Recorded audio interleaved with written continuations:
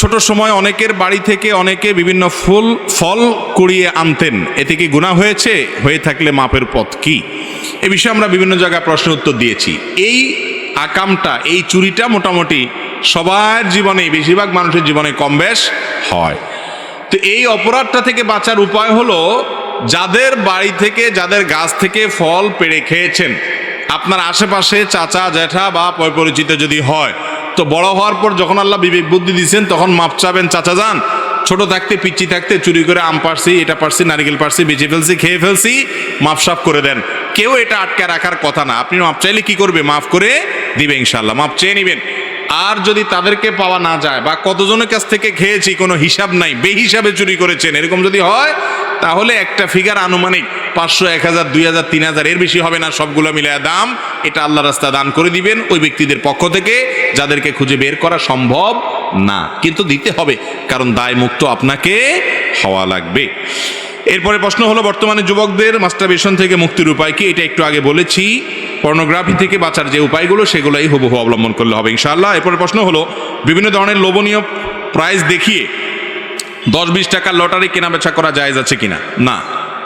অনেক লটারি আছে, 10 টাকা 20 টাকার লটারি কিনবেন, এরপরে আপনার ভাগ্যে যদি লেগে যায় তাহলে আপনি এত লাখ টাকার মালিক হবেন, ওইটা পাবেন, সেটা পাবেন, মোটরসাইকেল পাবেন, ফ্ল্যাট পাবেন, এত লাখ টাকা পাবেন। এই সমস্ত লোভনীয় লটারি আমাদের দেশে অনেক সময় ছাড়া হয়।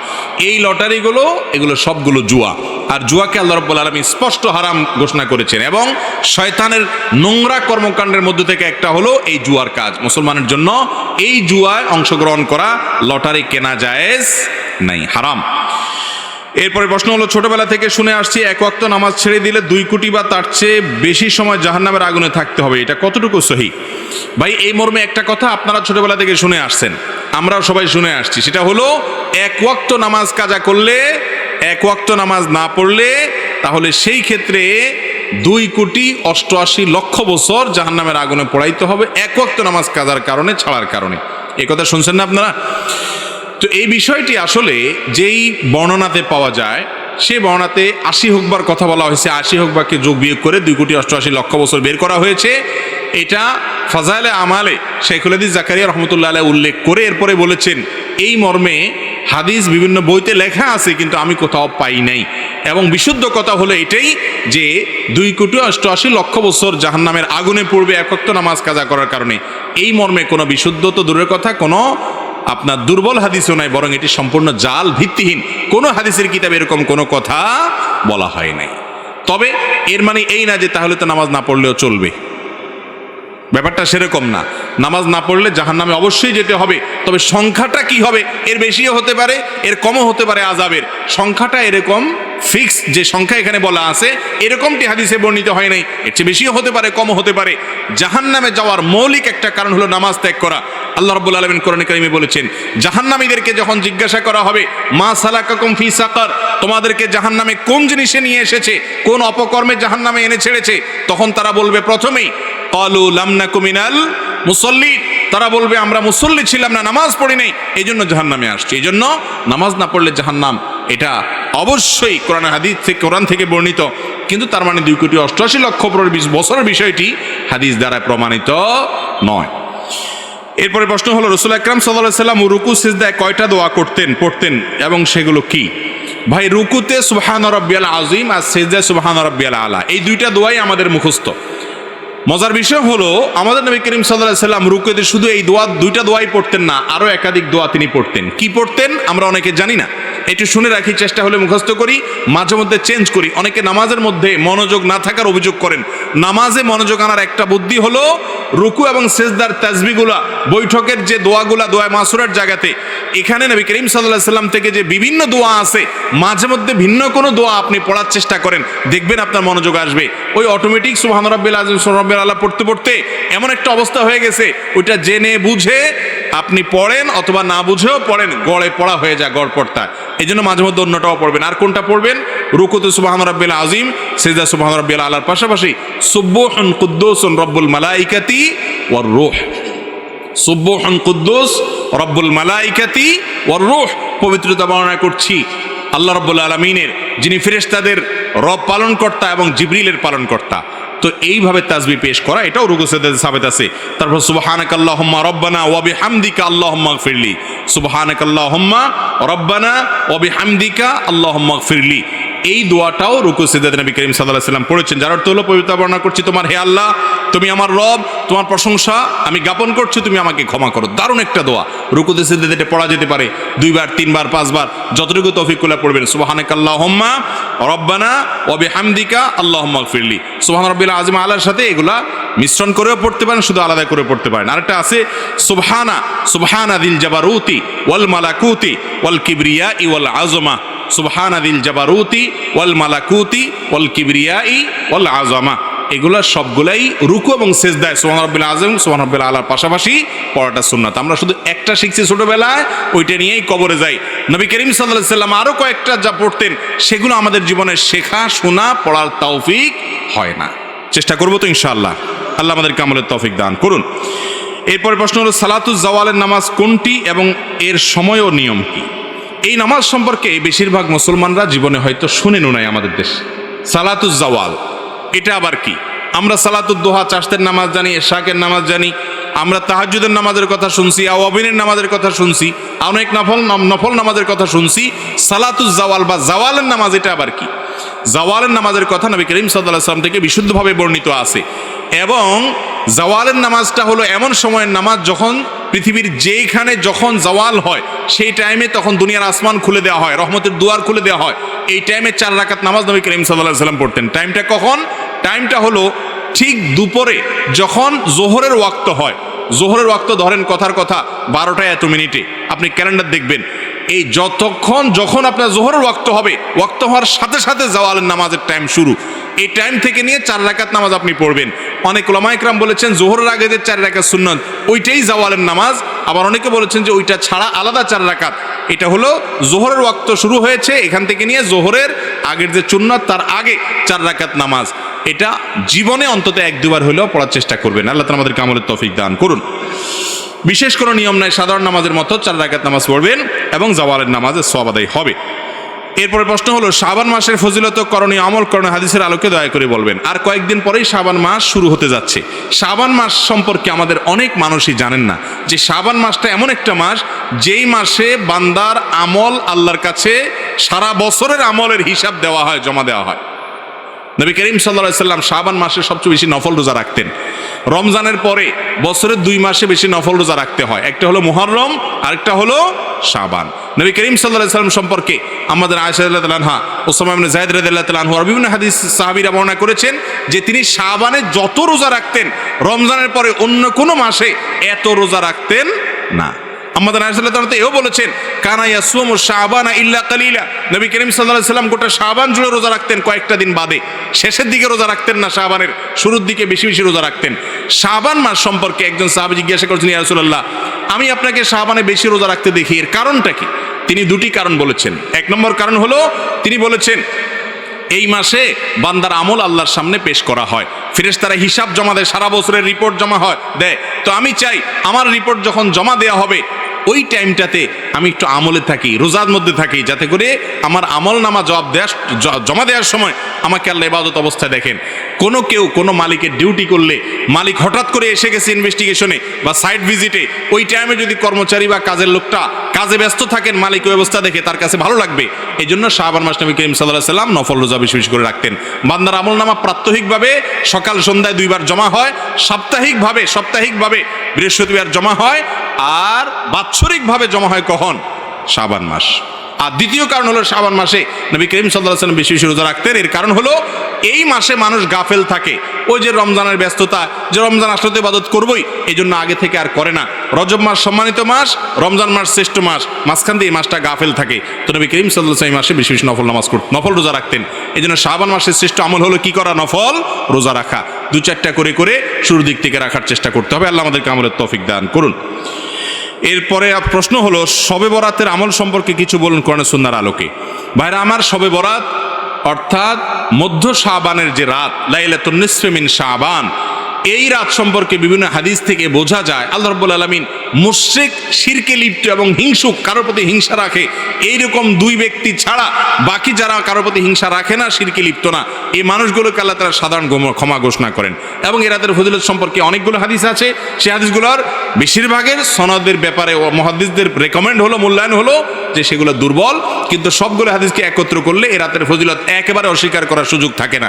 আবার আমরা এটাকে যেভাবে বছরের সবচেয়ে গুরুত্বপূর্ণ রাত বানিয়ে নিচ্ছি সেটাও সঠিক না, কারণ বছরের ইবাদতের জন্য সবচেয়ে ফজিলতপূর্ণ রাত কোনটা? শবে কদর না শবে বরাত? শবে কদর। তো সেটার চাইতে আপনি এটাকে যদি গুরুত্বপূর্ণ বানিয়ে ফেলেন সেটা অবশ্যই পরিত্যাজ্য। এরপরে প্রশ্ন হলো, ভুলে কারো গীবত করে ফেললে করণীয় কি? আপনি যদি কারোর গীবত করে ফেলেন, কারোর পেছনে সমালোচনা করে ফেলেন, এটা অন্যায়, বান্দার হক নষ্ট করলেন, তাহলে কি করবেন? এই গীবতের কাফারা বা ক্ষতিপূরণ হিসাবে আপনি 4টি কাজ করবেন। নাম্বার 1, আল্লাহর কাছে মাপ চাইবেন, আল্লাহ আমি গীবত করে ফেলেছি। গীবত করা কি হালাল না হারাম? একটু আগে আপনারা গীবত সম্পর্কে আলোচনা শুনছেন, ওয়াজ শুনেছেন। গীবত করা কিরকম হারাম? আপন ভাই মারা গেলে তার গোশত কামড়ে খাওয়া, রান্না করে খাওয়া, তার গোশত খাওয়াটা যেরকম অপরাধ, গীবতটা সেই রকম অপরাধ। কত ডেঞ্জারাস অপরাধ চিন্তা করেন। এইরকম অপরাধ আপনি করে ফেলেছেন, এটা যখনই আপনি আঁচ করবেন যে আমি এত গীবত করে ফেলেছি, সাথে সাথে আল্লাহর কাছে 1 নম্বর কাজ হলো মাপ চাইবেন। কি চাইবেন? মাপ চাইবেন যে আল্লাহ আপনি আমাকে মাফ করে দেন। 1 নাম্বার 2, যেই ব্যক্তির গীবত করেছেন পরিচিত হলে, জানাশোনা হলে, যদি তার কাছে মাপ চাওয়ার সুযোগ থাকে তাইলে যা বলবেন যে ভাই তোমার গীবত করে ফেলছি, তুমি আমাকে মাফ করে দাও। আর যদি মাপ চাইতে গেলে বরং আরো ভেজাল বাড়ে, বলে যে কি সর্বনাশ, কি গীবত করছো আমার বলো। এরপরে যদি সে শোনার পরে আরো উল্টা আপনার উপরে চড়াও হয়, সম্পর্ক নষ্ট হওয়ার ভয় থাকে, তাহলে দরকার নাই তার কাছে মাপ চাওয়ার। তাহলে সেক্ষেত্রে 3 নম্বর কাজ করবেন। সেটা কি? সেটা হলো তার জন্য আল্লাহর কাছে মাপ চাইবেন। এবং এ বিষয়ে বিভিন্ন হাদিসে বর্ণনা পাওয়া যায় যে গীবত হয়ে গেলে, যার গীবত করে ফেলেছেন তার নাম ধরে বলবেন আল্লাহ অমুককে আপনি মাফ করে দেন।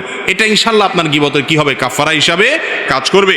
আর নাম্বার 4 হলো, যাদের সামনে তার গীবত করেছেন তাদের সামনে তার প্রশংসা করবেন।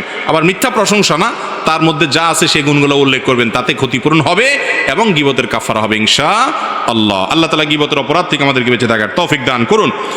এরপর প্রশ্ন হলো, বিদেশ থেকে টাকা পাঠানো হলে বাংলাদেশ সরকার কর্তৃক 2.5% ক্যাশ ইনসেন্টিভ প্রদান করে থাকে, সেই টাকা ব্যবহার করার শরিয়া বিধান কি? এ বিষয়ে আমরা এর আগে বারবার বিভিন্ন জায়গায় বলেছি। সরকার বৈধ পদ্ধতিতে যেন টাকা পাঠানো হয় বিদেশ থেকে, প্রবাসীরা যেন বৈধ পদ্ধতিতে অর্থাৎ ব্যাংকের মাধ্যমে টাকা পাঠায়, যেন হুন্ডির মাধ্যমে না পাঠায়, সেজন্য উৎসাহ দিয়ে, প্রণোদনা দিয়ে শতকরা এই যে 2.5% ইনসেন্টিভ দিয়ে থাকে, এইটা গ্রহণ করাতে কোনো অসুবিধা নাই, কারণ এটা কোনো ঘোষণা, শুধুমাত্র প্রশ্নই নেই। এটা ঘুষ বা সুদ না, বিধায় এটা গ্রহণ করতে কোনো অসুবিধা নাই, এটা জায়েজ আছে। এটা হলো একটা ভালো কাজ আপনাকে করার জন্য উৎসাহ দেওয়া হচ্ছে, পুরস্কার দেওয়া হচ্ছে, বিধায় বিদেশিরা, প্রবাসীরা টাকা পাঠিয়ে এই ইনসেন্টিভ গ্রহণ করতে পারেন, তাদের আত্মীয় স্বজনরা দেশে গ্রহণ করতে পারেন, কোনো সমস্যা নাই। আগেরকার দিনের দাদা বা নানা নানিগণ বলেছেন যে অনেকে নাকি মাটির নিচে গুপ্তধন পেয়েছেন। আসলে কি কোরআন হাদিসে গুপ্তধন সম্পর্কে কিছু বলা আছে? যদি থাকে বা যারা পেয়েছে সেগুলো কি হালাল নাকি হারাম? দেখুন, মাটির নিচে গুপ্তধন, এটা কি আসলে কেউ পেয়েছে? এটা কি পাওয়া যায়? তো এর উত্তর হলো জি, মাটির নিচে গুপ্তধন পাওয়া যায়, পেয়েছে। এ সম্পর্কে কোনো গালগল্প যেমন থাকতে পারে, ভুয়া ভিত্তিহীন মিথ্যা বানোয়াট কিচ্ছা কাহিনী যেরকম থাকতে পারে, আবার সত্য ঘটনাও থাকার সম্ভাবনা আছে। মাটির নিচে গুপ্তধনের 2টা ধরন এবং প্রকৃতি আছে। একটা হলো খনিজ সম্পদ। মাটির নিচে খনিজ সম্পদ পাওয়া যায় কি যায় না? তো এই সম্পর্কে কোরআনে কারিমে সুস্পষ্ট নির্দেশনা দেওয়া আছে। নবী করিম সাল্লাল্লাহু আলাইহি ওয়াসাল্লামের হাদিসেও সুস্পষ্ট বক্তব্য দেওয়া আছে। যদি মাটির নিচের কেউ খনিজ সম্পদ পায়, যার জমিনে পাওয়া যাবে বা যে ব্যক্তি পাবে, ওই ব্যক্তির অধিকার থাকবে। আবার ইসলামী বিধিবিধান অনুযায়ী রাষ্ট্রের কোষাগারের জন্য নির্দিষ্ট অংশ হিস্সা থাকবে, বিস্তারিত বিবরণ আছে। তাহলে মাটির নিচে এই যে তেল পাওয়া যায়, মাটির নিচে স্বর্ণ পাওয়া যায়, বিভিন্ন খনিজ সম্পদ পাওয়া যায়, কয়লার খনি পাওয়া যায়, বিভিন্ন কিছুর খনি পাওয়া যায়, এগুলো সব তো মাটির নিচের সম্পদ। অতএব মাটির নিচ থেকে সম্পদ উদ্ধার করা বা সম্পদ পাওয়া যাওয়া, এটা বলতে যদি খনিজ সম্পদ বোঝানো হয়, তাহলে সেটা তো আজও পাওয়া যাচ্ছে পৃথিবীতে বিভিন্ন জায়গায়, আগেও পাওয়া গেছে এবং ভবিষ্যতেও পাওয়া যাবে। এটা তো বাস্তব এবং কোরআন হাদিসেও তার বিবরণ আছে। আর মাটির নিচে সম্পদ পাওয়া বলতে, যদি গুপ্তধন পাওয়া বলতে, যদি আমরা সেটা বুঝাই যে টাকা পয়সা সোনাদানা এগুলা পাওয়া যাওয়ার কথা, তো সেগুলো এক সময় পাওয়া যেত। এর একটা বড় কারণ হলো আগের যুগে মানুষ সোনাদানা, বিশেষ করে স্বর্ণের যে টাকা পয়সা ছিল, মুদ্রা ছিল, সেই মুদ্রাগুলো সেগুলোকে তারা আগের যুগের যে স্বর্ণ এবং রূপা এবং এগুলোর যে মুদ্রা, সেই মুদ্রাগুলোকে বিভিন্ন হাঁড়িতে পাতিলে করে সঞ্চয়ের জন্য মাটির নিচে চাপা দিয়ে রাখত। কোরআনে কারিমে সূরা কাহফে আপনারা একটা ঘটনা শুনেছেন, খাজির আলাইহিসসালামের সাথে মূসা আলাইহিসসালামের ঘটনা। সেই ঘটনা থেকে বোঝা যায় যে দুজন বালক, তাদের বাবা মা তারা নেককার ছিলেন। সন্তানের ভবিষ্যতের জন্য ওয়ালের নিচে মাটি খুঁড়ে সেখানে কিছু এরকম স্বর্ণ বা রৌপ্য মুদ্রা ইত্যাদি সেগুলো রেখে দিয়েছিলেন, এবং সেগুলো এমনভাবে রেখে দেওয়া ছিল যে এককালে তারা সেগুলো খুঁড়ে পাবে, হয়তো ইশারা ইঙ্গিতে, ওসিয়তে, চিঠিতে বিভিন্নভাবে হয়তো বলা থাকতো, এবং তখন সম্পদ ভবিষ্যৎ প্রজন্মের জন্য, সন্তানদের জন্য বা নিজেদের জন্য রক্ষা করার এই প্রক্রিয়া অবলম্বন করা হতো। এই জন্য দেখা যেত কেউ মাটি খুঁড়ে এরকম কোনো সম্পদ পেয়েছে। এগুলোর বাস্তবতা কোরআন হাদিস থেকে প্রমাণিত, যেমন সূরা কাফের ঘটনা থেকে বোঝা যায়। আবার এ নিয়ে কোনো গাল গল্প থাকতে পারে, যেমন আমাদের দেশে বিশেষ করে নানি দাদিরা অনেক গল্প শোনান, এগুলোর কতটা সত্য কতটা মিথ্যা আল্লাহ তাআলা ভালো জানেন। তবে এটা ঠিক যে আগের যুগে এই জাতীয় খনিজ সম্পদ পাওয়া যেত, তবে সেগুলো কোনো অলৌকিক কিছু না, সেগুলো হলো মানুষ নিজেই পুঁতে রাখতো, সেগুলা কেউ না কেউ হয়তো উদ্ধার করে পেত। আর এর বাইরে খনিজ সম্পদের কথা তো বললামই। অতএব মাটির নিচে কোনো সম্পদের আপনার ভান্ডার খুঁজে পাওয়া, এই ঘটনাগুলো একেবারে অলিক নয়, অবাস্তব নয়, এগুলো মৌলিকভাবে ঘটতে পারে, ঘটেছে, এবং কোরআন হাদিস থেকেও সেরকম পাওয়া যায়। এখন বলতে পারেন তাহলে এই যুগে কেন পাওয়া যায় না? এর একটা বড় কারণ হলো যে এগুলো খুঁড়ে পেতে পেতে পেতে মানুষ আর খুব একটা রাখে নাই। এখন তো আর আজকাল বা বিগত অনেক দিন যাবৎ মানুষ তো আর এইভাবে কোনো সোনাদানা গচ্ছিত রাখে না, বিশেষ করে কাগজের কারেন্সি হয়ে গেছে। এখন থেকে পৃথিবীর ভিন্ন রূপ আমরা দেখতে পাচ্ছি। বিধায় আগের যুগে এগুলো ঘটেছে, ঘটতো, এটি অসত্য নয়। এরপরে প্রশ্ন হলো, নারীদের জন্য শ্রেষ্ঠ কিছু কাজ বা করণীয় আমল সম্পর্কে বলবেন। দেখুন, নারীদের জন্য সবচেয়ে গুরুত্বপূর্ণ শ্রেষ্ঠ আমল হলো ঈমান আনার পর, আকীদা বিশুদ্ধ করার পর, 5 ওয়াক্ত নামাজ আদায় করার পর, রমজান রোজা রাখার পর স্বামীর আনুগত্য করা। আমি সব সময় বলি, এই আমলটা আমাদের মা বোনদের জন্য এখন তিতা করল্লার মতো হয়ে গেছে। তিতা করল্লা খাওয়া যেরকম কষ্টের, মহিলাদের জন্য নামাজ রোজা করা, অন্য সব আমল করা যত সহজ, স্বামীর কথা মেনে চলাটা এগুলোর চাইতে বহুগুণ সহজ। না কঠিন? কঠিন। এটা মনে মানতে চায় না। বিশেষ করে ইবলিসি সিস্টেম আমাদের মা বোনদেরকে নানাভাবে প্রতারিত করে রেখেছে, তাদেরকে ধোকায় ফেলে রেখেছে। তারা তথাকথিত সমান অধিকারের কথা শুনে, ইসলাম ন্যায্য অধিকারের কথা বলে, সমান নয়, কারণ সব জায়গায় সমান দিলে হয় না, কোথাও বেশি দিতে হয়, কোথাও কম দিতে হয়। ন্যায্যতা নিশ্চিত করার কথা ইসলাম বলে। তো এই মুখরোচক স্লোগানের মাধ্যমে আমাদের অনেক বোনরা প্রতারিত হয়ে আছেন। নামাজি কালামি, পর্দা পশিদা করেন, সব ঠিক আছে, কিন্তু স্বামীকে মানেন না, স্বামীর কথা শোনেন না, স্বামীর সাথে সবসময় ঝগড়াঝাটি লেগে থাকে। এই রোগটা ঘরে ঘরে আছে না নাই? অথচ নবী করিম সাল্লাল্লাহু আলাইহি ওয়াসাল্লাম তার হাদিসে জানিয়েছেন, ইদা সাল্লাতিল মারআতু খামসাহা, একজন মুসলিম নারী যদি 5 ওয়াক্ত নামাজ পড়ে, ওয়াসামাত শাহরাহা, রমজানের রোজা রাখে, ওয়া আতাআত বালাহা, স্বামীর আনুগত্য করে, কথা মেনে চলে, ওয়া হাফিজাত ফারজাহা, এবং নিজের সম্ভ্রম হেফাজত করে, ইজ্জতের হেফাজত করে, তাহলে সে ব্যক্তি জান্নাতের 8টা দরজার যে কোনোটা দিয়ে প্রবেশ করতে পারে। তাহলে মুসলিম নারীর জান্নাতে প্রবেশের জন্য অন্যতম শর্ত হলো স্বামীর আনুগত্য করা। অন্য সব করতে পারলো, এটা আমাদের মা বোনরা পারছে না, তাদের জন্য চ্যালেঞ্জ। আল্লাহ আমাদের মা বোনদেরকে আমল করার তৌফিক দান করুন। তাহলে এই আমলটি তাদের জন্য গুরুত্বপূর্ণ আমল। আর মুসনাদে বাজ্জার সবিন হাদিসের কিতাব থেকে জানা যায়, নারীদের জন্য অন্যতম গুরুত্বপূর্ণ বিষয় এবং আমল হলো পর্দার আমলটা। এই আমলটা অনেক মা বোনরা সঠিকভাবে করতে পারেন না। অনেকে পর্দা করেন বাইরে, ভেতরে পর্দা করতে পারেন না। ভেতরের পর্দা কি? ধরেন কথার কথা, আপনার দেবরের সাথে, ভাসুরের সাথে, দেবর ভাসুরের প্রাপ্তবয়স্ক ছেলে আছে, তাদের সাথে পর্দা করতে হবে, কিন্তু এটা করতে পারেন না। বাইরে ঠিকই বোরকা পরেন, এমনকি হাত মোজা পা মোজা পরেন, ভেতরে এটা করতে পারেন না। আপনি নিজে করতে চান না, অথবা আপনার পরিবারের পুরুষ সদস্যরা, মহিলা সদস্যরা, শ্বশুরবাড়ির লোকেরা আপনাকে করতে দেয় না। এই আমলটাও আজকাল মেয়েদের জন্য অনেক কঠিন হয়ে গেছে। বাহিরে ভেতরে সব জায়গায় মাহরাম নন মাহরাম মেনটেন করা, পর্দার বিধান মেনে চলা, এটা নারীদের জন্য সবচেয়ে গুরুত্বপূর্ণ বিষয়। এই বিষয়টি হাদিস দ্বারা প্রমাণিত। এর বাইরে মা বোনদের জন্য অন্যতম গুরুত্বপূর্ণ বিষয় হলো, তাদের কাছে একটা বিরাট বড় সুযোগ আছে যেটা পুরুষদের কাছে নাই। সেটা হলো, মা বোনরা চাইলে সওয়াবের গাছ, সবচেয়ে বড় গাছ লাগায় যেতে পারেন দুনিয়া থেকে। কিভাবে সেটা? সন্তানকে আল্লাহর সঙ্গে পরিচিত করায় দেওয়ার মাধ্যমে, নামাজে অভ্যস্ত করার মাধ্যমে, কোরআনে অভ্যস্ত করার মাধ্যমে, সুন্নাতে অভ্যস্ত করার মাধ্যমে। একজন মা, ছোট শিশু তার হাত দিয়ে বড় হয়, বেড়ে উঠে, তিনি যদি তার সন্তানকে দ্বীনি মাধ্যমে, দ্বীনি তারবিয়াতের মাধ্যমে গড়ে তুলতে পারেন, তাহলে তিনি দুনিয়া থেকে চলে যাবেন।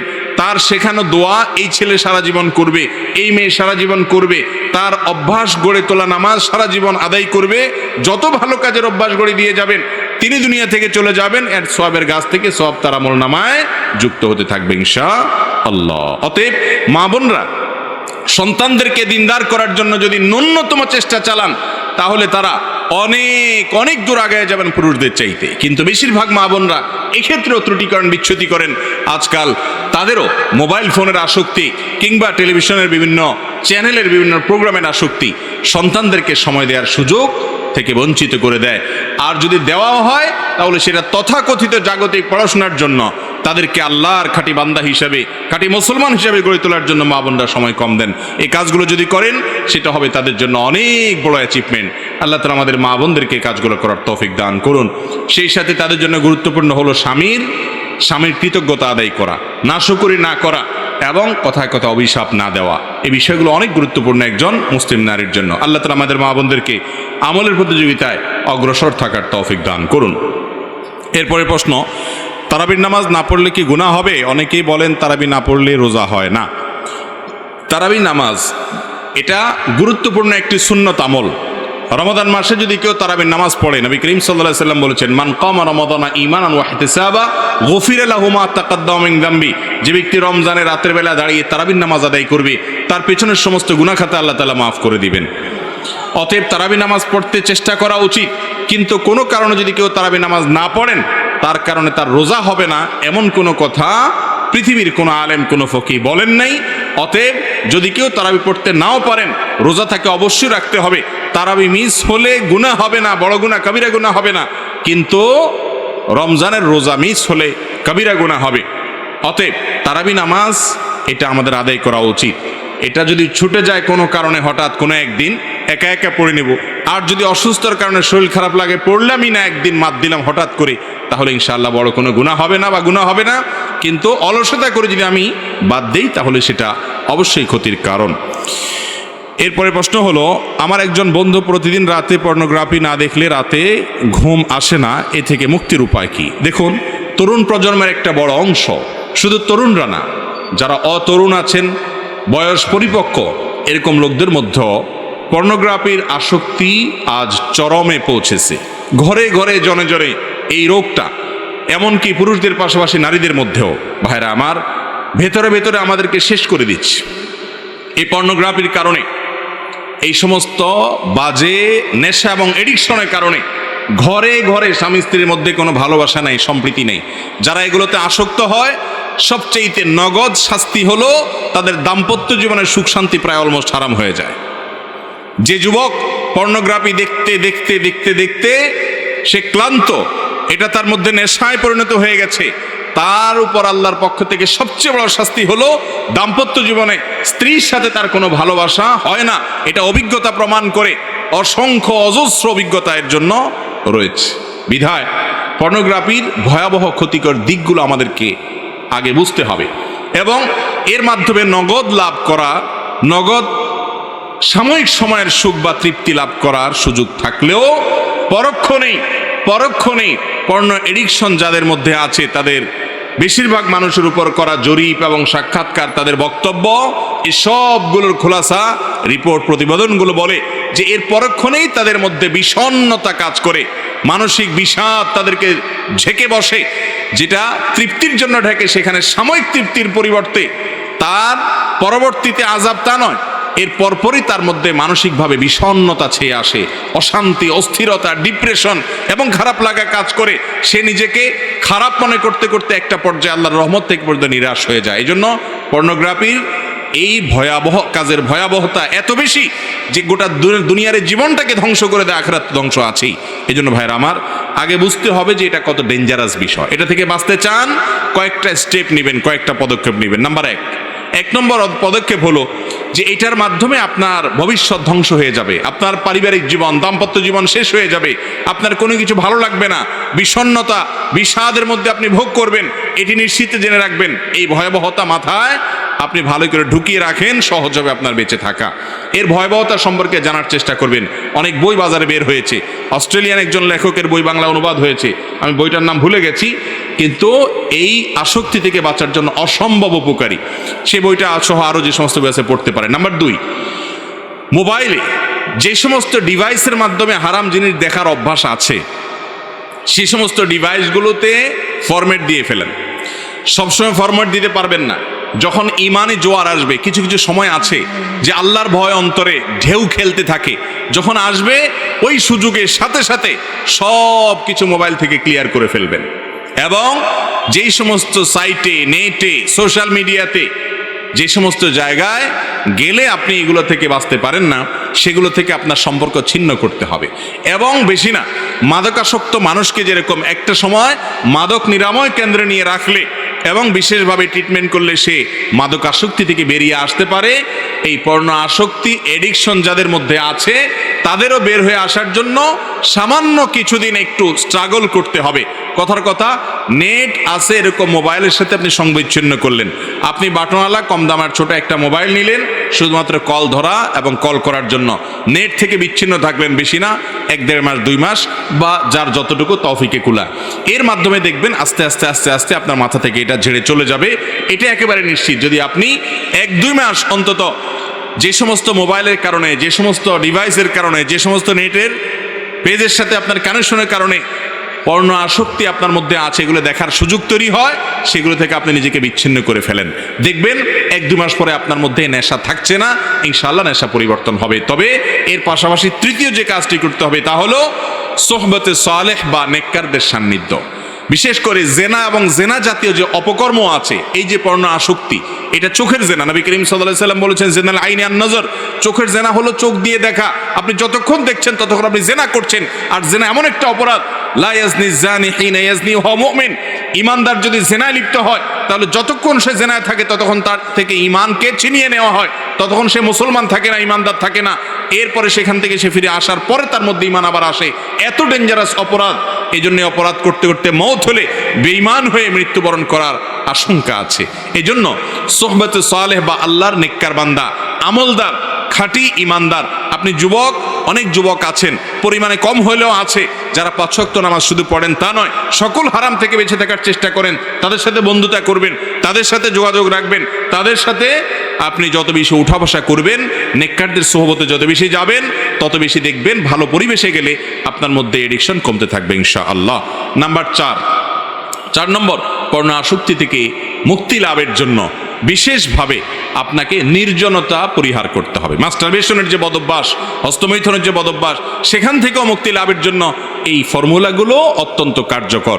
আমি ব্যক্তিগতভাবে বহু যুবকের কথা জানি, যে যুবকরা হয়তো তাদের এই সমস্ত পাপাচারে লিপ্ত ছিলেন, কিন্তু একটা সময় তারা এই পরামর্শগুলো মেনে তাদের জীবনকে পরিবর্তন করেছেন, আলহামদুলিল্লাহ। অতএব 4 নম্বরে আমলটা মাস্টারবেশনে যারা আসক্ত এবং যারা পর্নোগ্রাফিতে আসক্ত তাদের জন্য উপকারী, সেটা হলো যে নির্জনতা পরিহার করতে হবে। কারণ এগুলা নির্জনে মানুষ দেখার সুযোগ পায়। যথাসম্ভব একাকী থাকবেন না, মানুষের মধ্যে থাকবেন। যেখানে থাকবেন সেখানে অন্য মানুষ আপনার কক্ষে ঢুকাবেন। যত বেশি নির্জনতা অ্যাভয়েড করতে পারবেন তত বেশি ইজি হবে।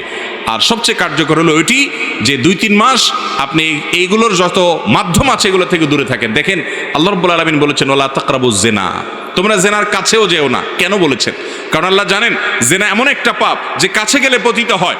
আপনি যদি সোশ্যাল মিডিয়ার মাধ্যমে এই এডিকশনটা আপনার মধ্যে এসে থাকে, তাহলে সোশ্যাল মিডিয়া থেকে দূরে যেতে হবে, জেনা থেকে দূরে যেতে হবে, তাহলে আপনি রক্ষা পাবেন। আপনি ওখানে থেকে নিজেকে বাঁচিয়ে রাখাটা কঠিন।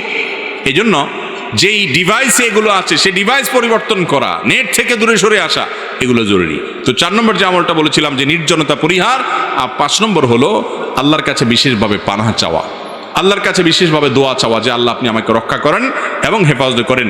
কোনো মুসলমানের যদি হিম্মত থাকে যে আমি বদ অভ্যাস ছাড়বো, আল্লাহর জমিনে এমন কোনো বদ অভ্যাস নাই, এমন কোনো খারাপ কাজ নাই যেটা মানুষ ছাড়তে পারে না।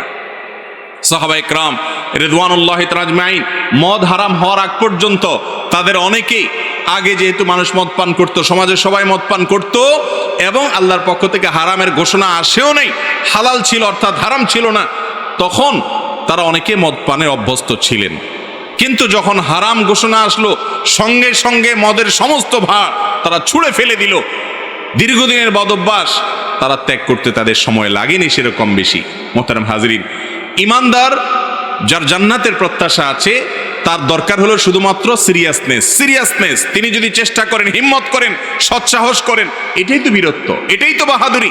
বীরত্ব তো গায়ের জোরে না, বীরত্ব তো মানুষের শরীরের দাপটের মাধ্যমে না। বীরত্ব হলো বদ অভ্যাস এবং খারাপ কাজ থেকে নিজেকে বাঁচিয়ে রাখা, নিজেকে কন্ট্রোল করতে পারা যে আমি এই জায়গায় যাব না। আল্লাহ তাআলা আমাদের সবাইকে যাবতীয় বদ অভ্যাস থেকে এবং পাপাচার থেকে, বিশেষ করে পর্নোগ্রাফির আসক্তিতে আমাদের যে সমস্ত ভাই বোনরা আক্রান্ত, আল্লাহ তাআলা তাদের সবাইকে এখান থেকে বেরিয়ে আসার তৌফিক দান করুন। এরপরে প্রশ্ন হলো, তাওবাতান নাসুহাতে নাসুহা নামে কোনো ব্যক্তি ছিলেন? তাওবাতান নাসুহা আল্লাহ করতে বলেছেন। আল্লাহ আমাদেরকে বলেছেন তুবু ইলাল্লাহি তাওবাতান নাসুহা, তোমরা আল্লাহর কাছে তওবা করো ইমানদাররা। কিরকম তওবা? যে তওবাটা নাসুহার তওবা। তো নাসুহা কি কোনো ব্যক্তি, তার মতো তওবা? উত্তর হলো না। নাসুহা সম্পর্কে মুফাসসিরিন কিরামের বিশুদ্ধতম এবং প্রসিদ্ধ মত হলো যে নাসুহা মানে হলো খাঁটি তওবা। এমন তওবা বলা হয় যেই তওবা করার পর আর ভঙ্গ হয় না, অর্থাৎ ধরে রাখতে পারে। ধরুন আপনি একটা পাপের কাজ করেছেন, আর করবেন না মর্মে আপনি প্রতিজ্ঞা করেছেন, এই যে প্রতিজ্ঞা করেছেন এটাকে আপনি যদি শেষ পর্যন্ত ধরে রাখতে পারেন, এটাকে বলা হয় তাওবায়ে নাসুহা। যদি তওবাটা আবার ছুটে যায়, আবারও তওবা করবেন। নাসুহাটা থাকলো না, কিন্তু তওবা হলো। আর তওবার মধ্যে সবচেয়ে আফার ক্লাসের তওবা হলো এই তওবাটা, তওবায়ে নাসুহা। যে পাপ জীবনে একবার করার পর বা যখনই তওবা করেছেন, এরপর থেকে আর তওবা ভাঙে নাই, মরণ পর্যন্ত তওবাটাকে ধরে রাখতে পেরেছেন, ওই পাপে আর যান নাই, জড়ান নাই, তাহলে বোঝা যাবে এই তওবাটা ছিল তওবায়ে নাসুহা বা খাঁটি তওবা। এই খাঁটি তওবা করার নির্দেশ আল্লাহ তাআলা দিয়েছেন। আল্লাহ আমাদেরকে সবাইকে খাঁটি তওবা এবং তওবায়ে নাসুহা করার তৌফিক দান করুন। এরপরে প্রশ্ন হলো, অতিরিক্ত স্বপ্নদোষ হওয়ার কারণ কি এবং এর থেকে মুক্তির উপায় কি? দেখুন, অতিরিক্ত স্বপ্নদোষ হওয়ার কারণ এ সম্পর্কে ডাক্তাররা ভালো বলতে পারবেন। এটা কোরআন এবং হাদিসের আলোকে এই সম্পর্কে কিছু বলা, অন্তত সরাসরি কোরআন হাদিসে কোনো কিছু আসছে বলে আমার জানা নেই। তবে হ্যাঁ, এটা ঠিক, এটা অনেক সময় শারীরিক দুর্বলতার কারণে হয়, নানা কারণে হয়। হোমিওপ্যাথিক এবং অ্যালোপ্যাথিক বিভিন্ন চিকিৎসা আছে, অতএব সে চিকিৎসকের শরণাপন্ন হতে হবে। স্বপ্নদোষ হওয়া এটা কোনো অপরাধ না। অনেক যুবক আছে এটা নিয়ে হেজিটেশনে ভুগে, এটা নিয়ে খুব বেশি পেরেশান হয়ে যায় যে আরে আমার স্বপ্নদোষ কেন হচ্ছে, আমি খারাপ মানুষ নাকি। না, স্বপ্নের মধ্যে সে যত কিছুই দেখুক না কেন, সেটা যাই হোক না কেন, তার কারণে তার আমলনামা কোনো গুনাহ লেখা হয় না, যেহেতু এটা মানুষের সাধ্যের বাইরে, তার হাতে না। এই জন্য তার জন্য তার কোনো অপরাধ হয় না, পাপ হয় না। আর এমন কোনো কথা নেই যে লোকটা নেককার ভালো মানুষ তার স্বপ্নদোষ হয় না, আর যে বদকার খারাপ মানুষ তার স্বপ্নদোষ হয়, এমন কোনো কথা নাই। তবে হ্যাঁ, বাহিরে খারাপ জিনিসের জল্পনা কল্পনা মানুষকে স্বপ্নেও খারাপ জিনিস দেখাতে পারে, সেটি আরেক বিষয়। কিন্তু তাই বলে স্বপ্নদোষ হলে মানুষটা খারাপ, না হলে ভালো, এমন কোনো সহজ সমীকরণ ইসলামে নাই।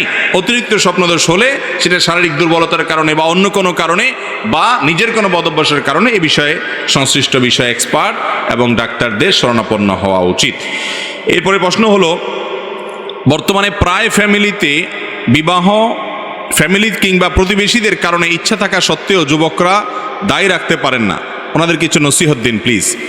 দেখুন, এটা ঠিক যে আমাদের সমাজে তরুণরা অনেক সময় দিনের পথে চলতে চায়, বাধা হয় তাদের বাপ মা, ঠিক না ভাই? ঠিক। এর চাইতে বড় কপাল পোড়া বাপ মার কে হতে পারে, যেই বাপ মার ঘরে আল্লাহ রাব্বুল আলামিন এমন সন্তান দিয়েছেন যে সন্তান জান্নাতের দিকে যেতে চায়। যেখানে যুবকরা বুকে যাচ্ছে, নষ্ট হয়ে যাচ্ছে, সেখানে কিছু যুবক যদি জান্নাতে যেতে চায়, বাবা মা তো সেটাকে ওয়েলকাম করা উচিত। যেই বাবা মা যুবকদের এই সমস্ত বিষয়গুলোকে অ্যাপ্রিসিয়েট করে না, ওয়েলকাম করে না, স্বাগতম জানায় না, তাদেরকে বরং ভৎসনা করে, নানান ভয় দেখায়, সেই বাবা মার কথা যুবকদের জন্য শোনা জায়েজ নাই। আর এই বাবা মা যদি অন্যায় নির্দেশ করেন, কিয়ামতের ময়দানে অবশ্যই আল্লাহর আসামি হিসাবে, আল্লাহর কাঠগড়া আসামি হিসাবে তারা দাঁড়াবেন। অতএব বাবা মাদেরকে আল্লাহর ভয় অন্তরে লালন করতে হবে, প্রতিবেশীদেরকে আল্লাহর ভয় অন্তরে লালন করতে হবে। এটা ঠিক, আমাদের দেশে বেশিরভাগ মানুষ ভালো হতে চাইলেও সমাজের মানুষ এবং প্রতিবেশীরা তাকে ভালো হতে, তাই বলে আমরা কি হাল ছেড়ে দিব? আমাদের শেষটুকু পর্যন্ত শেষ সাধ্য অনুযায়ী চেষ্টা করতে হবে। আল্লাহ আমাদেরকে আমলের তৌফিক দান করুন। এরপর প্রশ্ন হলো, অনেকে বাড়ির গেটে কিংবা খাতার উপরে 786 লিখে রাখেন, এটা কি বিসমিল্লাহর বিকল্প? দেখুন, বিভিন্ন কাগজের উপরে, পরীক্ষার খাতার উপরে বা বাড়ির গেইটে 786 লিখে রাখা হয় এবং বলা হয় বিসমিল্লাহির রহমানির রহিমের সংক্ষিপ্ত রূপ। এটা জানেন তো আপনারা? এটা মূলত আরবিতে প্রতিটি অক্ষরের একটা মান নির্ণয় করা হয় আবজাদি পদ্ধতি, এটাকে বলা হয় আবজাদি পদ্ধতি। আরবি অক্ষরগুলোর এক একটা মান দিয়ে আবজাদ, হাওয়াজ, হত্তি একটা হিসাব নিকাশ আছে, যে আলিফের মান কথার কথা এত, বায়ের মান এত, তায়ের মান এত। তো এই বিসমিল্লাহির রহমানির রহিমের যতগুলো অক্ষর আছে, বিসমিল্লাহর অক্ষরগুলোকে গণনা করে এই সব অক্ষরের যে মান আছে, ওই মানটাকে যোগ করার পর নাকি 786 হয়েছে। যাই হোক, 786 হয়েছে ধরেন, তারপরেও বিসমিল্লাহির রহমানির রহিম যেখানে লিখতে হয়, সেখানে বিসমিল্লাহির রহমানির রহিম না লিখে 786 লিখলে বিসমিল্লাহ লেখার যে সুন্নাত বা সওয়াব, সেটা কখনো আদায় হবে। বরং একটা ভয়াবহ বিষয় জেনে রাখেন, আমরা অনেকে জানি না, সেটা হলো যে আবজাদি সংখ্যা, যেটা আরবি বর্ণমালার বিভিন্ন সংখ্যা যে বের করা হয়েছে, এই পদ্ধতিটা একজন ইহুদি দার্শনিক, যিনি গ্রিসে ছিলেন, পিথাগোরাস বলা হতো, এই লোকটা আবিষ্কার করেছে। একজন ইহুদি দার্শনিকের আবিষ্কার, যে লোকটা চরম ইসলাম বিদ্বেষী ছিল, সেই সিস্টেমকে আবিষ্কার করেছে এবং সেটা ইহুদিরাই ধারণ লালন করেছে। পরবর্তীতে মুশরিকরা সেটার আরো বেশি বিস্তার এবং উন্নয়নে ভূমিকা রেখেছে। আরবি বর্ণমালার যে বিভিন্ন আপনার মান নির্ণয় করা সংখ্যার মাধ্যমে, এটা কোনো মুসলমানদের কাজ না, ইহুদি এবং মুশরিকদের কাজ। দুঃখজনক যে আমাদের অনেকে দেখা যায় বিভিন্ন তাবিজ কবজ লেখেন, সেখানে সংখ্যা দিয়া রাখেন, শুধুমাত্র সংখ্যা ছাড়া আর কিছু নাই। একটা সূরার সংখ্যা, কথার কথা সূরায়ে বাকারা বিশাল বড় সূরা, সূরাগুলোর প্রত্যেকটা, এই সূরার সমস্ত অক্ষরগুলো, বর্ণগুলোর সংখ্যাকে ক্যালকুলেশন করে একটা ফিগার বাইর করলো, কথার কথা এত লক্ষ, এত হাজার, এত। তাহলে এই সংখ্যাটা উল্লেখ করলেই সূরা বাকারা পড়া সওয়াব হয়ে যাবে?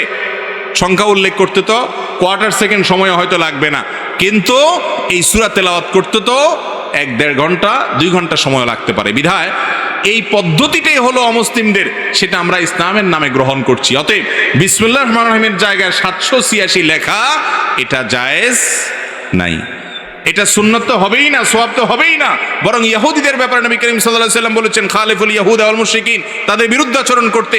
অতএব তারা যে আবজাদি পদ্ধতির আবিষ্কার করেছে, সেটা কোনো মুসলমান ধারণ করতে পারে না। দুঃখজনক যে আমাদের অনেক দিনদার মানুষও এগুলো ধারণ করেন, বিশেষ করে তাবিজ কবজে এই সমস্ত সংখ্যাগুলো অনেক ব্যবহার হয়।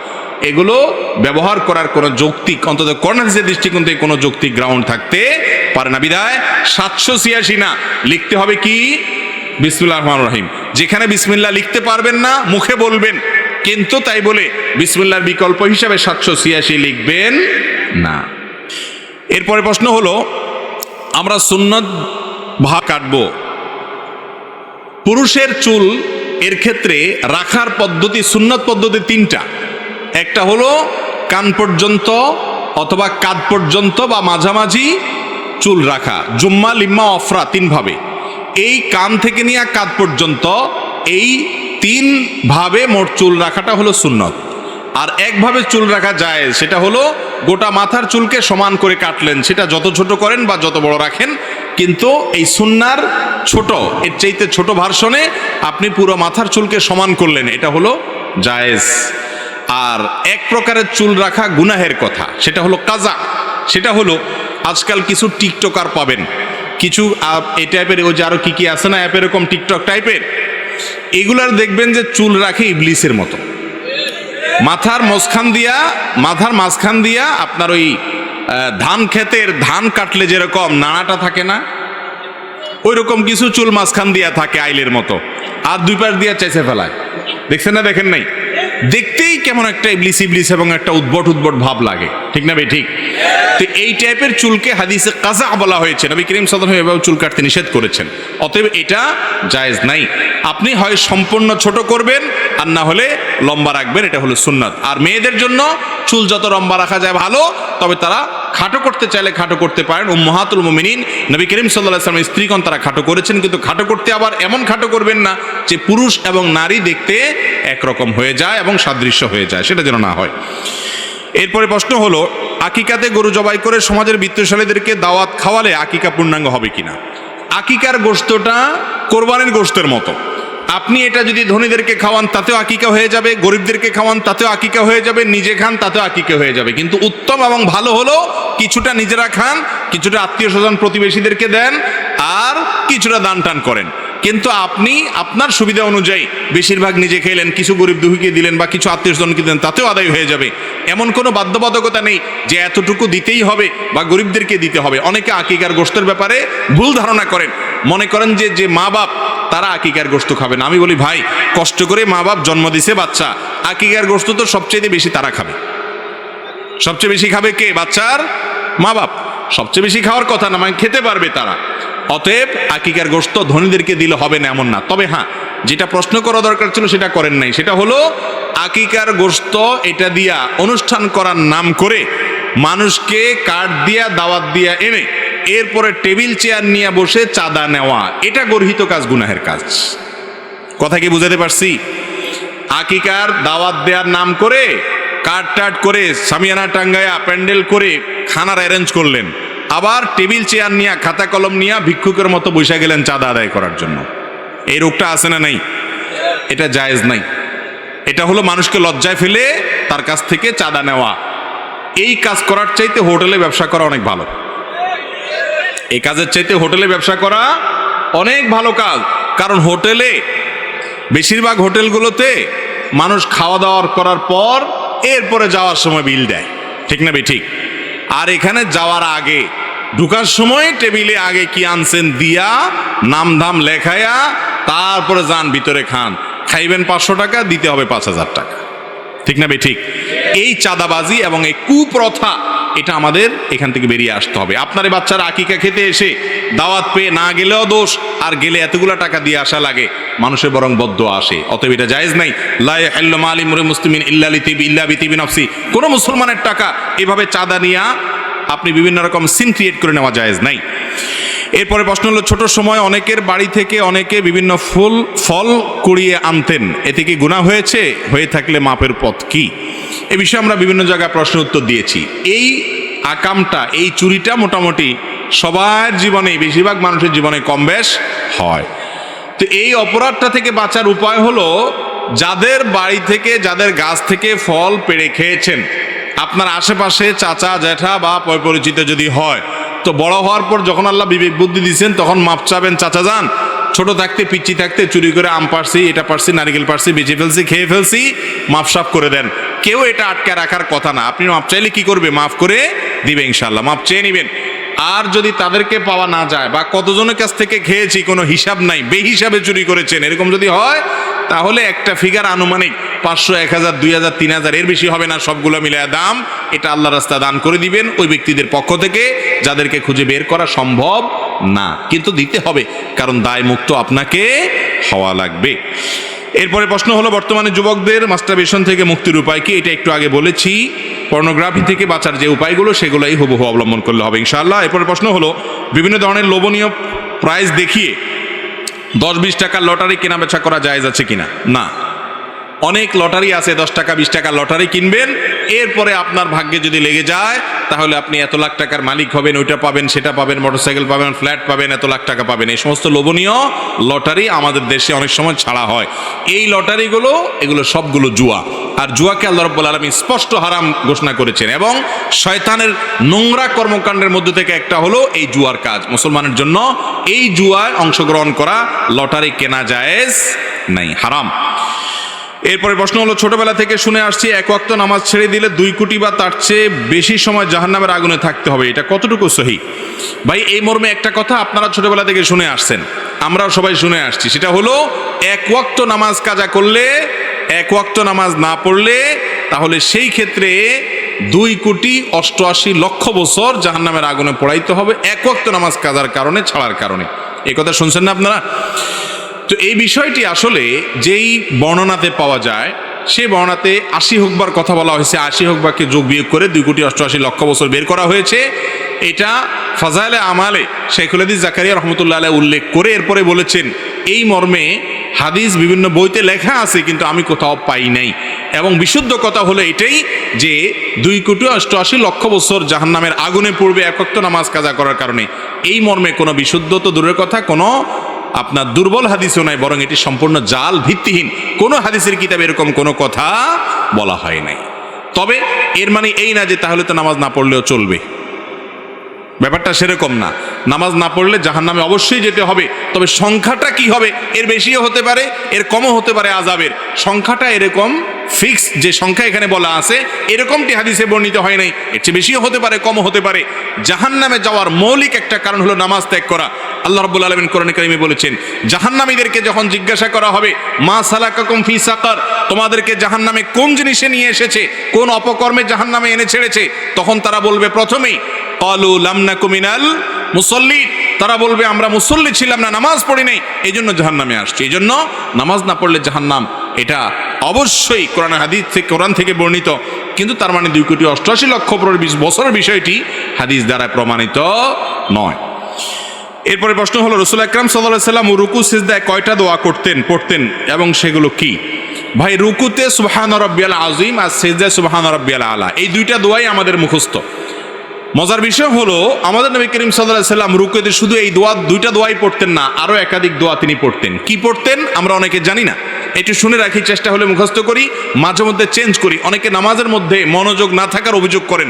নামাজে মনোযোগ আনার একটা বুদ্ধি হলো, রুকু এবং সিজদার তাসবিহগুলা, বৈঠকের যে দোয়াগুলা, দোয়া মাসুরার জায়গাতে, এখানে নবী করিম সাল্লাল্লাহু আলাইহি ওয়াসাল্লাম থেকে যে বিভিন্ন দোয়া আছে, মাঝে মধ্যে ভিন্ন কোনো দোয়া আপনি পড়ার চেষ্টা করেন, দেখবেন আপনার মনোযোগ আসবে। ওই অটোমেটিক সুবহান রাব্বিল আযীম সুবহান রাব্বিল আলা পড়তে পড়তে এমন একটা অবস্থা হয়ে গেছে, ওইটা জেনে বুঝে আপনি পড়েন অথবা না বুঝেও পড়েন, গড়ে পড়া হয়ে যায়, গড় পড়তা। এই জন্য মাঝে মধ্যে অন্যটাও পড়বেন। আর কোনটা পড়বেন? রুকুতে সুবহান রাব্বিল আযীম, সিজদা সুবহান রাব্বিল আলার পাশাপাশি সুবহুন কুদ্দুসুন রব্বুল মালাইকাতি ওয়ার রূহ, সুবহুন কুদ্দুস রব্বুল মালাইকাতি ওয়ার রূহ, পবিত্রতা বর্ণনা করছি আল্লাহ রাব্বুল আলামিনের, যিনি ফেরেশতাদের রব পালনকর্তা এবং জিবরিলের পালনকর্তা। তো এইভাবে তাসবিহ পেশ করা, এটাও রুকু সিজদাতে সাবিত আছে।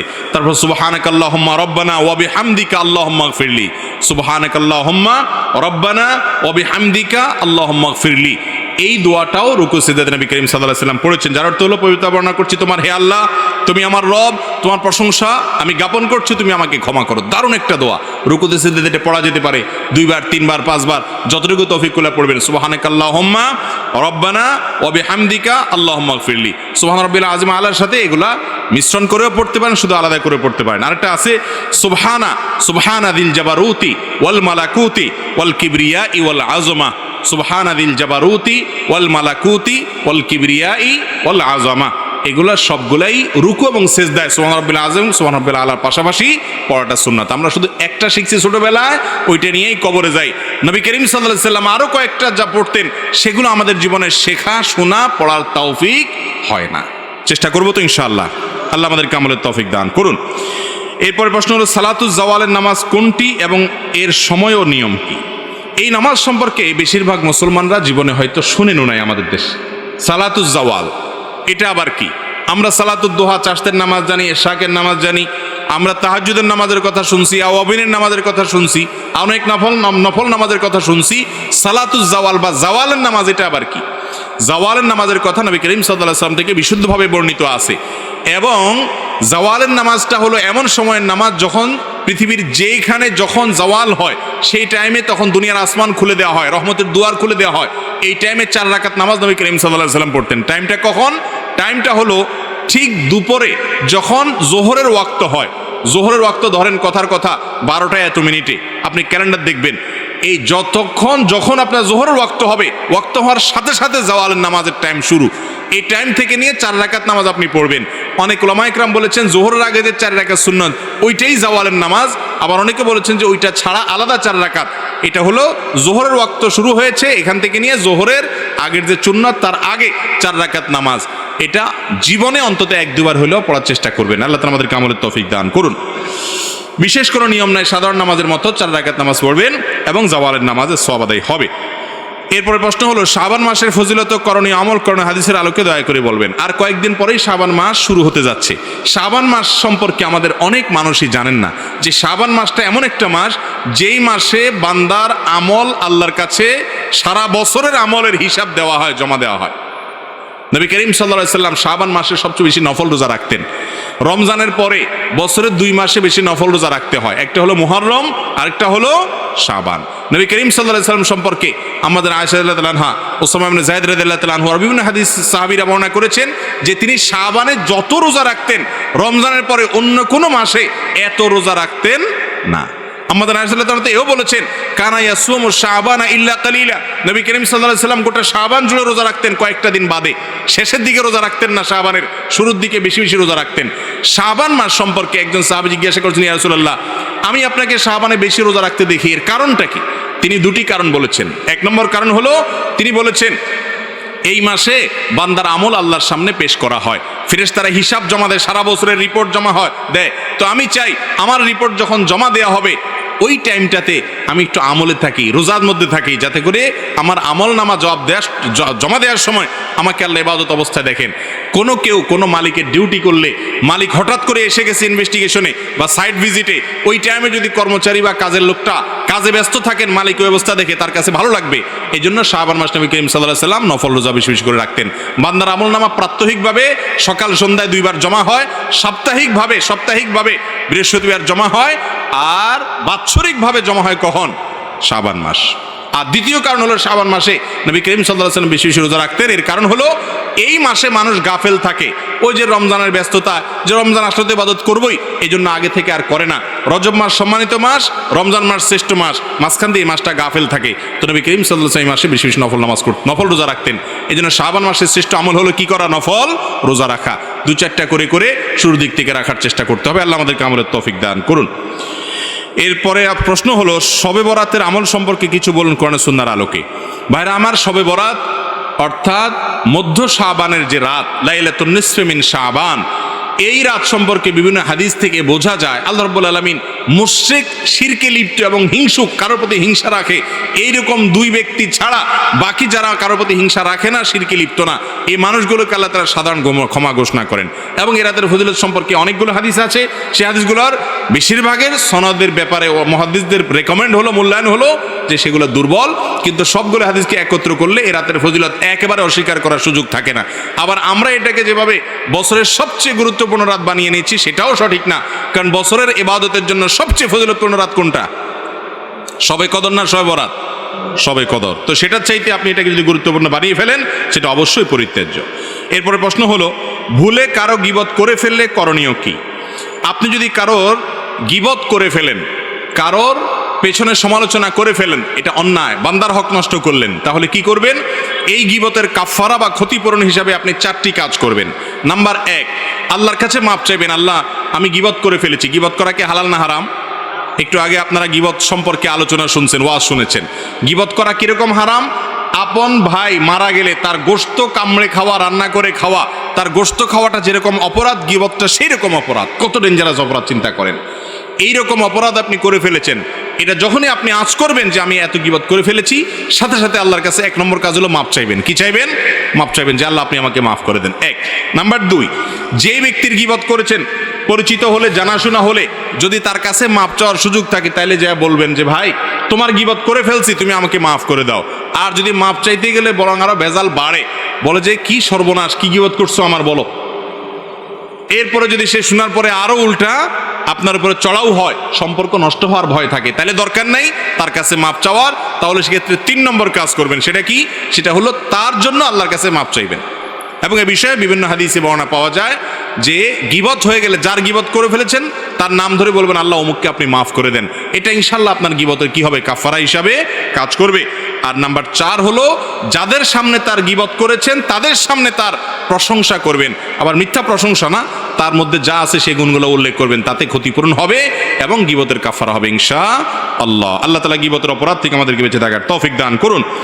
এরপর প্রশ্ন হলো, বিদেশ থেকে টাকা পাঠানো হলে বাংলাদেশ সরকার কর্তৃক 2.5% ক্যাশ ইনসেন্টিভ প্রদান করে থাকে, সেই টাকা ব্যবহার করার শরিয়া বিধান কি? এ বিষয়ে আমরা এর আগে বারবার বিভিন্ন জায়গায় বলেছি। সরকার বৈধ পদ্ধতিতে যেন টাকা পাঠানো হয় বিদেশ থেকে, প্রবাসীরা যেন বৈধ পদ্ধতিতে অর্থাৎ ব্যাংকের মাধ্যমে টাকা পাঠায়, যেন হুন্ডির মাধ্যমে না পাঠায়, সেজন্য উৎসাহ দিয়ে প্রণোদনা দিয়ে শতকরা এই যে 2.5% ইনসেন্টিভ দিয়ে থাকে, এটা গ্রহণ করাতে কোনো অসুবিধা নাই। কারণ এটা কোনো ঘোষণা, শুধু তো প্রশ্নই নেই, এটা ঘুষ বা সুদ না, বিধায় এটা গ্রহণ করতে কোনো অসুবিধা নাই, এটা জায়েজ আছে। এটা হলো একটা ভালো কাজ আপনাকে করার জন্য উৎসাহ দেওয়া হচ্ছে, পুরস্কার দেওয়া হচ্ছে, বিধায় বিদেশিরা প্রবাসীরা টাকা পাঠিয়ে এই ইনসেন্টিভ গ্রহণ করতে পারেন, তাদের আত্মীয় স্বজনরা দেশে গ্রহণ করতে পারেন, কোনো সমস্যা নাই। এরপরে প্রশ্ন হলো, মসজিদে চেয়ারে বসে নামাজ পড়ার বিধান কি? জায়েজ কিনা? মসজিদে চেয়ারে বসে নামাজ পড়া এটা জায়েজ কিনা? জায়েজ। এটা নির্ভর করে ব্যক্তির অবস্থার উপরে। আমাদের দেশে আজকাল এমন একটা অবস্থা হয়েছে, আমি সব জায়গায় এই কথাটা বলি, যে মসজিদে এত পরিমাণ চেয়ার দেখা যায়, এটা কি মসজিদ নাকি কোনো আকিজ প্লাস্টিকের দোকান? এটা নিয়ে সন্দেহ দেখা দেয়, ঠিক না? ঠিক, এত পরিমাণ প্লাস্টিক থাকে, প্লাস্টিকের চেয়ার থাকে। কিরে বাবা, 10 বছর আগে তো এত মাজা ব্যথার রোগী ছিল না, 5 বছর আগে তো দেশে এত মাজা ব্যথার রোগী ছিল না, এখন কোত্থেকে আসছে? বাস্তবতা হলো অনেকে আছে এমন, একটু শরীরটা খারাপ লাগলে বসে নামাজ পড়া শুরু করে দেয়, আছে না? নাই? এরকম সামান্য শরীর খারাপ লাগতেছে, একটু শরীরটা দুর্বল লাগতেছে, আর আমি চেয়ারে বসে নামাজ পড়া শুরু করলাম। ফরজ নামাজ যদি এভাবে পড়েন আপনার নামাজ হবে না। নফল নামাজ বা সুন্নত নামাজ যদি বসে পড়েন হয়ে যাবে, কিন্তু ফরজ নামাজ এটা যদি আপনি এইভাবে পড়েন তাহলে নামাজ হবে না। কারণ ওয়াকুমু লিল্লাহি কানিতিন, নামাজের মধ্যে দাঁড়ানোটা ফরজ, রুকু করা ফরজ, সিজদা করাও কি ফরজ। আপনি ঠুনকো অজুহাতে একটু শরীর খারাপ দেখে আপনি এটা করতে পারেন না। তবে হ্যাঁ, যদি কারোর অসুস্থতাটা এই লেভেলের থাকে যে ওই বেচারা রুকু করতে গিয়ে কোমর ভাঙতে গেলে তার মারাত্মক কষ্ট হয়, অসুস্থ হয়ে পড়ে, সিজদা করতে গেলে বিপদ হয়, কষ্ট হয়, বা নিয়মিত রুকু সিজদা করতে গেলে অভিজ্ঞ এবং দিনদার ডাক্তার, যিনি নামাজ কালামের গুরুত্ব বুঝেন, মুসলমান, সেরকম ডাক্তার যদি তাকে বলে যে আপনি নিয়মিত নামাজ কালাম পড়লে আপনার রোগটা স্থায়ী হয়ে যাবে, বিপদ হবে, বাড়বে, তাহলে সেই ব্যক্তির জন্য দাঁড়িয়ে দাঁড়িয়ে নামাজ পড়া এবং রুকু সিজদার সময় চেয়ারে বসে ইশারায় রুকু সিজদা করা জায়েজ আছে। আর যদি দাঁড়ানো থেকে বসারও ক্ষমতা না থাকে তাহলে সেক্ষেত্রে চেয়ারে বসে নামাজ পড়া জায়েজ আছে। এটা হলো যার কোনো উপায় নাই, শেষ চিকিৎসা তার জন্য। গোটা দুনিয়ার সব করতে পারেন আপনি, ধান খেতে কাজও করতে পারেন, আবার গাছে উঠতে পারেন, সারা দুনিয়া দাবড়ায় বেড়ান, শুধু মসজিদে এসে একটা চেয়ার টান দিয়ে বসে যান, এটা কিন্তু জায়েজ হবে না। প্রকৃত অবস্থায় যদি আপনি অপারগ হন তাহলে আপনার জন্য জায়েজ হবে। এরপরে প্রশ্ন হলো, বর্তমান যুব সমাজ বিভিন্ন অশ্লীলতায় নিমজ্জিত, এর থেকে উত্তরণের জন্য কি কি পন্থা অবলম্বন করা যায়? যুবকদেরকে নষ্টের জন্য যত আয়োজন হতে পারে তার সবগুলো করে রাখা হয়েছে, ঠিক না? ঠিক, যুবকদেরকে চরিত্রকে ধ্বংস করার জন্য শয়তান এই সমাজে সব কিছু করে রেখেছে। এই সময়টাতে আজকের যুবকদের জন্য অশ্লীলতা থেকে বেঁচে থাকা অনেক কঠিন। আর এই কারণে ডক্টর খন্দকার আব্দুল্লাহ জাহাঙ্গীর রহমাল্লাহ বলতেন, তার কথা তিনি বলতেন, আমার মতো বুড়ো দাড়ি পাকা মানুষ তাহাজ্জুদের নামাজ পড়ে যে পরিমাণ সওয়াব পাবো, তোমরা যুবকরা শুধুমাত্র ফরজ নামাজ পড়ে তার চেয়ে বেশি সওয়াব পাবা। কারণ এই সময়টাতে ঈমান রক্ষা করা সহজ না কঠিন? ভাই, অনেক কঠিন। বিধায় এই অশ্লীলতার জোয়ার থেকে বাঁচার জন্য প্রথম কাজ হলো দৃষ্টিকে অবনত রাখতে হবে। এটা ওয়াজ করা যত সহজ, আমল করা এত সহজ না। নিজের সঙ্গে যুদ্ধ করতে হয়। আর এর পাশাপাশি খুব দ্রুততার সাথে টাকা পয়সা উপার্জন করে কোনো রকম বিবাহের সক্ষমতা, আর্থিক সক্ষমতা তৈরি করে অভিভাবকদেরকে বুঝিয়ে সুঝিয়ে বিয়ে শাদী করে ফেলতে হবে। বিয়ে শাদী করা, চোখের হেফাজত করা, গুনাহের পরিবেশ থেকে দূরে সরা। যেই জায়গায় গেলে নারী পুরুষের ঢলাঢলি মেশামেশি আপনি নিজেকে বাঁচাতে পারেন না, সেই জায়গা থেকে আপনাকে সরে আসতে হবে। যেই পেজ থেকে ফেসবুকে খারাপ জিনিস আসে ওই পেজকে আনফলো করে ফেলতে হবে, ব্লক করে ফেলতে হবে। যে আইডি থেকে বাজে জিনিস আসে ওই আইডিকে ব্লক করে আনফ্রেন্ড বা আনফলো করে রাখতে হবে। এক কথায় গুনাহের পরিবেশ থেকে বাঁচতে হবে। যদি আপনি বাঁচতে পারেন ইনশাআল্লাহ অশ্লীলতা থেকে আল্লাহ আপনাকে বাঁচাবেন। এরপরে প্রশ্ন হলো, ব্যবসায়িক বা ব্যক্তিগত যে কোনো প্রচারণার জন্য খেলাধুলা বা বিভিন্ন মিডিয়ায় স্পন্সর করা নিয়ে ইসলাম কি বলে? সম্পূর্ণ নাজায়েজ। বিশেষ করে খেলাধুলা, প্রচলিত খেলাধুলা যেগুলো আছে পৃথিবীতে, এই সব খেলাধুলার সাথে অনেক হারামের সম্পর্ক আছে এবং এগুলো যখন মিডিয়াতে প্রচার হয় সেগুলো হারামে লিপ্ত হওয়া ছাড়া দেখার সুযোগ থাকে না। জুয়া ছড়ো অনেক আনুষঙ্গিক অপরাধ তো তার সাথে থাকেই। একজন মুসলমান নিজের পণ্যের প্রচারণার জন্য এগুলোর স্পন্সর হওয়া জায়েজ নাই। আপনার টাকা দিয়ে কি করছেন, ভালো কাজ হচ্ছে না খারাপ কাজ হচ্ছে আপনাকে দেখতে হবে। ওয়ালা তাআওয়ানু আলাল ইসমি ওয়াল উদওয়ান, আল্লাহ বলেছেন অন্যায় এবং সীমা লঙ্ঘনের কাজে একে অন্যের সহযোগিতা করো না। এরপরে প্রশ্ন হলো, বিভিন্ন ধরনের লোভনীয় প্রাইজ দেখিয়ে 10-20 টাকার লটারি দেওয়া, এটা উত্তর দেওয়া হয়েছে। এরপরে প্রশ্ন হলো, যে কোনো ব্যবসার একটি পণ্যের সর্বোচ্চ কত শতাংশ লাভ করা ইসলামের বিধান? দরদাম করে যত ইচ্ছা তত লাভ করা যাবে কিনা? আপনি দোকানদার, আপনার কোনো একটা জিনিস আপনি বিক্রি করবেন, 10 টাকার জিনিস, সেটাতে আপনি কি 1 টাকা লাভ করবেন না 2 টাকা লাভ করবেন নাকি 5 টাকা লাভ করবেন?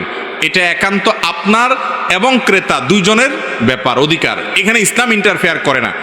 আপনি যদি অনেক বেশি লাভ করেন আর ক্রেতা যদি জেনে শুনে সেটা রাজি হয়, আপনারা উভয় সম্মত থাকলে ইসলাম সেখানে বাদ সাধে না। কিন্তু একজন দোকানদার বা একজন ব্যবসায়ী তিনি বিশেষ করে কোনো বিপদে ফেলে, ধরেন একজন কাস্টমার সেটার ন্যায্য মূল্য কি জানে না, মার্কেট প্রাইস কি জানে না, এই চান্সটা বুঝে আপনি বেশি করে নিয়ে নিলেন, এটা অবশ্যই একজন মানুষের জন্য অন্যায়, অনৈতিক কাজ। একইভাবে আপনি কোনো আইটেমের ক্রাইসিস আছে মার্কেটে, এই চান্সে আপনি বাড়ায় নিয়ে এলেন, সেটাও অনৈতিক অন্যায়। কিন্তু শরীয়ত কোনো পার্সেন্টেজ ঠিক করে দেয় না যে এর বেশি লাভ করা যাবে না। এটা ব্যক্তির বিবেকের উপরে ছেড়ে দিয়েছে। সেজন্য জুলুম না করে, অন্যায় না করে, মানুষকে বিপদে ফেলে যেন উপার্জন না করে। তবে চাইলে তারা উভয়ে মিলে এইটার যে কোনো দাম ঠিক করবে, সেটা তারা নিতে পারবে। শরীয়ত সেখানে কোনো বাধা দেয় না। এরপরে প্রশ্ন হলো, আমাদের এলাকা প্রায় মসজিদে খুবই দ্রুত তারাবির নামাজ পড়া হয়, ওনারা ধীরে না পড়ার কারণ কি হতে পারে? কি হতে পারে? এটা তো পরিষ্কার, তারাবির নামাজ তাড়াহুড়া করে পড়া হয় কেন ভাই? যে তারাবির নামাজ শেষ করে গিয়া বাড়িতে হয় টেলিভিশনের সামনে বসবে, না চা দোকানে আড্ডা মারবে, বা অন্য কোনো কাজ করবে। আমাদের কাছে নামাজটা হয়ে গেছে বোঝা, যত তাড়াতাড়ি শেষ করা যাবে তত তাড়াতাড়ি মুক্তি। ঠিক না বে ঠিক? নামাজের স্বাদ যদি পাইতো কোনো মুসলমান, তাহলে সে ছাড়তো না। আপনি হারামে যখন যাবেন, তারাবি পড়বেন, দেখবেন 1.5 ঘন্টা বা তার চাইতে কম বেশি সময় যখন লাগে, তখন আপনি নিজে উপভোগ করেন, ফিল করেন, কারণ ইবাদতের স্বাদ পাচ্ছেন। আমাদের দেশে দুঃখজনক, তারাবির নামাজটাকে আমরা তুফান মিলে পড়ি, 4G 5G গতিতে তারাবি পড়ি। ঠিক না বে ঠিক? আবার এটা নিয়ে গ্রামাঞ্চলে দেখা যায় কম্পিটিশন হয়, কাদের হাফেজ সাহেব কত তুখোড়, কত জোরে পড়তে পারে, এটা নিয়ে কম্পিটিশন হয় না? আমি একটা কথা বলি, বাইসাইকেল, গাড়ির ক্ষেত্রে একই কথা। যারা গাড়ি চালাতে জানেন তারা জানেন যে গাড়িতে নতুন ড্রাইভার যখন ড্রাইভিং করে, ড্রাইভিংয়ের সময় দেখবেন যে নতুন নতুন যখন গাড়ি চালায়, গিয়ার দিয়া এসকালেটারে চাপ দিলে, ক্লাস ছেড়ে দিলে গাড়ি দৌড়ায়। তো যত দৌড়ায় তত মনে করে সে ড্রাইভার হয়ে গেছে। আসলে ড্রাইভারের জোরে চালানো যতটা সহজ, একেবারে পিঁপড়ার মতো আস্তে আস্তে চালানোটা অনেক কঠিন। যারা গাড়ি চালানো বুঝেন তারা বুঝেন। সাইকেলটা খুব ভালো বুঝবেন। সাইকেল যখন নতুন চালানো শিখে কেউ, প্যাডেলটা মারতে শিখছে, মোটামুটি ব্যালেন্স করতে শিখছে মনে করেন, একজন তো শেখায় পেছন থেকে ধরে ধরে। এটা যদি শিখে প্রথম তখন কি করে? সে দেয় দৌড়, প্যাডেল মারা সামনে যেতে থাকে, যত জোরে যা খুশি লাগে, তাই না? আর যে বেচারা শিখায় সে পিছন থেকে দৌড়েও ধরতে পারে না, সে বুঝে না এখানে দক্ষতা না। দক্ষতা হলো খুব এক্সপার্ট যদি সাইকেল চালক হয়, তাহলে দেখবেন ছোট বাচ্চা হেঁটে যাচ্ছে, তার পাশ দিয়ে সাইকেল চালায় যাচ্ছে সমান তালে, সমান গতিতে, সে তারপরেও পড়ে না, ব্যালেন্স ধরে রাখতে পারে। এবং সাইকেলের যে কম্পিটিশনগুলো হয়, জোরে দ্রুত যাওয়া, দীর্ঘ সময় চালানো, সেটা যেমন আছে, আবার কত আস্তে আস্তে, কত ধীরে ধীরে সূক্ষ্মভাবে পার হইতে পারে, সেটার কম্পিটিশন আছে।